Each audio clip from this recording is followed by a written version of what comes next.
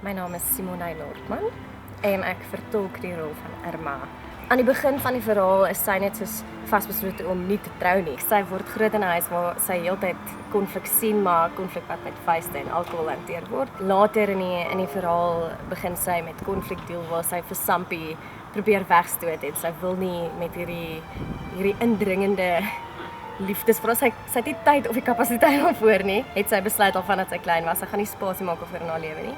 Sy het so 'n onbuigbare wil en hoe die storie om dit gaan en hoe dit éventueel verander is wat die storie so mooi maak. Ek dink enigiemand kan baat vind by die storie. Ek dink almal gaan dit geniet. Ek dink dit is 'n gesinsfilm.